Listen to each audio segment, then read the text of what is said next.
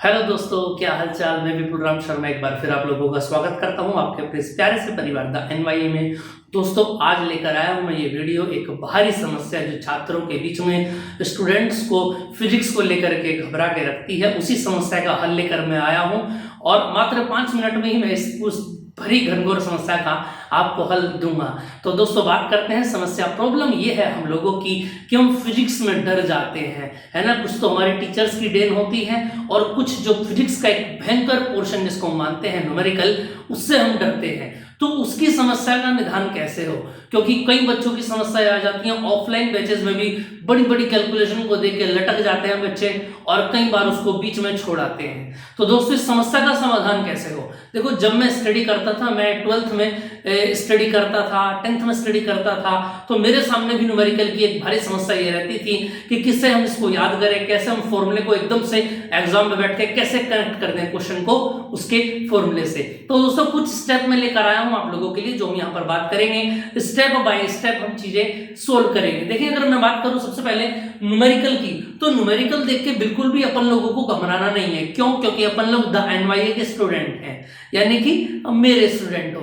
तो न्यूमेरिकल से घबराना नहीं है, कोई भी लोचा नहीं लेना है, बड़ी शांति के साथ न्यूमेरिकल को स्टडी करना है एग्जाम हॉल में बैठ करके, और ये कनेक्ट करना है कि किस चैप्टर में से आया। पहला काम तो ये है। उसके बाद क्या क्या काम करने हैं देखें जरा। रेगुलर, फिलहाल कंटिन्यूस में आपको क्या करना है। स्टेप 1 की बात करें तो सबसे पहले फॉर्मूला, और उसमें यूज हर चिन्ह का मीनिंग आपको पता होना चाहिए। जैसे कि मैंने आपको एक फॉर्मूला बता दिया, F इक्वल टू कितना होता है, K into Q1 Q2 upon R square, Coulomb's formula होता है। तो उसमें आपको पता होना चाहिए कि Q1 Q2 क्या है, R क्या है। ठीक है, मैंने आपको बता दिया E equal to 1/4 Q upon R square, है ना, वैद्युत क्षेत्र की तीव्रता का फॉर्मूला है। तो उसमें आपको पता होना चाहिए कि एप्सिलॉन नॉट क्या है, Q1 Q2 क्या है, R क्या चीज है। जिसको ये याद नहीं होगा वो लगाएगा कैसे।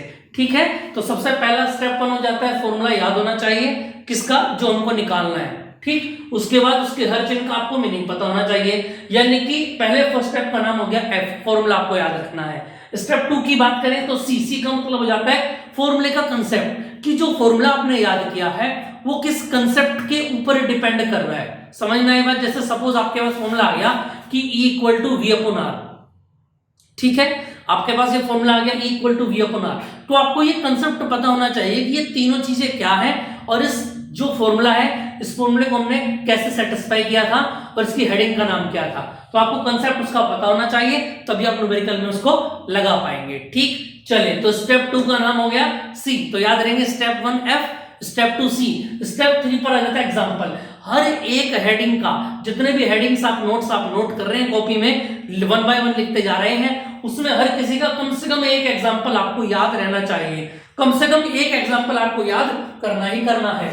उसके बाद बात करते हैं स्टेप नंबर 4 की। बिना सॉल्यूशन देखे स्वयं से एक्सरसाइज के प्रश्न हल करें। जब आपके टीचर आपको कंप्लीट करा दें चैप्टर, है ना, उसके बाद आप फॉर्मूले को अच्छे से कॉपी में बनाकर रख लें। फॉर्मूले की कॉपी जरूर बनाएं अलग से, जिसमें केवल आपको 1 लीनियर में चीजों को डिस्क्राइब करना है, यानी एक लाइन में ही उस हेडिंग को कंप्लीट करना है। ठीक है, तो उसमें आपको क्या करना है, कम से कम आपको जो न्यूमेरिकल की जो आपकी शीट है या जो आपकी बुक है या जो टीचर ने आपको डीपीपी दी है, उसमें से आपको क्या करना है, अपने आप क्वेश्चन को हल करना है बिना टीचर के बताए। ठीक है, तो 10 में से अगर 4 भी आप कर पाते हैं तो आपका कॉन्फिडेंस हाई हो जाता है। ठीक है, चले, और यही तो हमको करना है। उसके बाद आ जाता है स्टेप नंबर 5, जिसका पेट नेम है रीडिंग, यानी न्यूमेरिकल क्वेश्चंस को अच्छे से रीडिंग आनी चाहिए। जब न्यूमेरिकल शीट आप लोगों के सामने हो, अब देखो यहाँ तो आपको चैप्टर वाइज मिल रही है, तो आपको पता है किस चैप्टर में ये फॉर्मूले लगेंगे।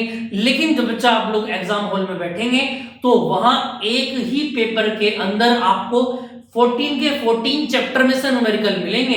तो आपको ये पता लगाना बहुत मुश्किल हो जाता है। कई बार मात्र 5 सेकंड या 10 सेकंड का समय होता है ये पता लगाने का कि कौन सा चैप्टर किस न्यूमेरिकल, कौन सा क्वेश्चन किस चैप्टर में से आया। तो न्यूमेरिकल क्वेश्चंस को अच्छे से खाली टाइम में आप न्यूमेरिकल को रिवाइज भी करते रहें। उसके बाद जाता है स्टेप नंबर 6, फाइंडिंग। न्यूमेरिकल में आपको क्या पूछा गया है वो आपको पता होना चाहिए। जैसे क्वेश्चन के एंड में बोला वैद्युत क्षेत्र की तीव्रता ज्ञात कीजिए, तो वैद्युत क्षेत्र की तीव्रता के कितने फॉर्मूले हैं ये आपके माइंड में ऑब्जर्व रहने चाहिए। ठीक, उसके बाद स्टेप और लास्ट स्टेप आ जाता है डायरेक्ट फॉर्मूला लगाना चाहिए, और फॉर्मूले का भी सब फॉर्मूला ओपन हो जाता है। समझ में आ गई बात या नहीं? जैसा मैं आपको बताऊं क्या कि F इक्वल टू क्या फॉर्मूला होता है, M में होता है, यानी कि बल बराबर क्या होता है, द्रव्यमान गुणा त्वरण। भाई यही तो होता है फॉर्मूला। अब ये तो हो गया फॉर्मूला। सब फॉर्मूला क्या होता है, जब आपको एक फॉर्मूले के अंदर किसी हेडिंग को फिर दोबारा ओपन करना हो। जैसे अब द्रव्यमान क्वेश्चन में नहीं दिया गया, द्रव्यमान की जगह घनत्व और आयतन दिया हुआ है, तो हमको पता है क्या कि घनत्व बराबर क्या होता है, द्रव्यमान बटे आयतन। तो यहां पर आप क्या कर सकते हैं, द्रव्यमान का फॉर्मूला खोल सकते हैं, m का क्रॉस मल्टीप्लाई करके क्या, घनत्व गुणा आयतन।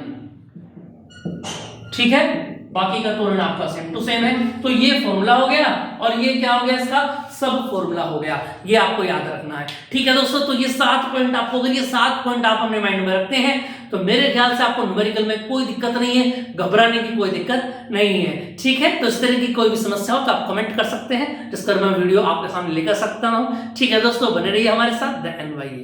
जय हिंद।